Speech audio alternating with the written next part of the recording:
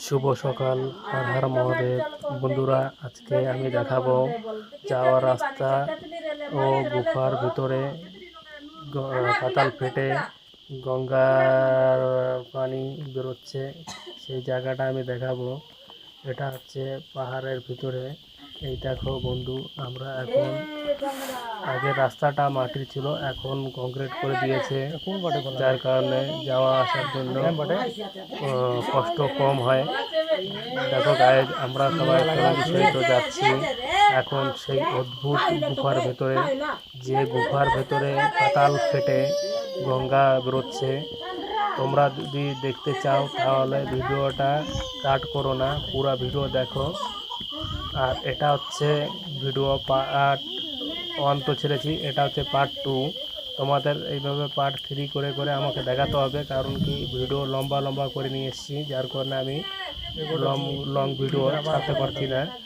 এই দেখো, এটা হচ্ছে ছোটোখাটো গুহা। এই যে গুহাটা দেখতে পাচ্ছ, এটা হচ্ছে ছোটোখাটো গুহা, কিন্তু এর ভিতরে ঢুকলে বেরোতে অনেক কষ্ট। কিন্তু আমি তোমাদের এই গুহা দেখাবো না, পাহাড়ের যে মেন যে গুহাটা, যেখানে পাতাল ফেটে গঙ্গা মা বেরোচ্ছে। আর আমরা সবাই বোতল ভরে ভরে এই জল নিয়ে আসছি আর ঘরে রাখছি পূজা পাঠ করার জন্য।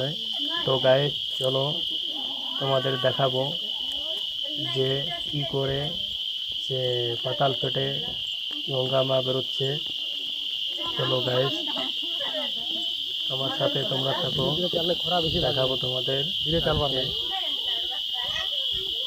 খরা খাই করো বেশি। এই জায়গাটা যদি তোমরা কেউ চেনো ও জানো তাহলে কমেন্টে আমাকে বলতে পারো। আর যদি তোমরা কেউ না চেনো না জানো তাহলে আমি বলে দেবো এই জায়গাটা কোথা থেকে আসতে হবে। এটা একটা সন্ধ্যার মন্দির, জাগ্রত মন্দির। তোমাকে তো বলেছি ফার্স্ট অন, এটা হচ্ছে জাগ্রত মন্দির। আদিকাল থেকে এই মন্দির।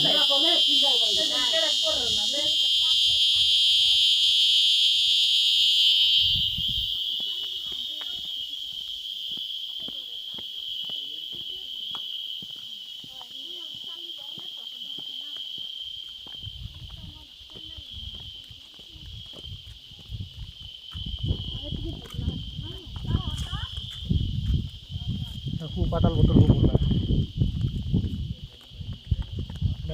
গুফা নোয়ারে বনাইলে ভরা লাগবে।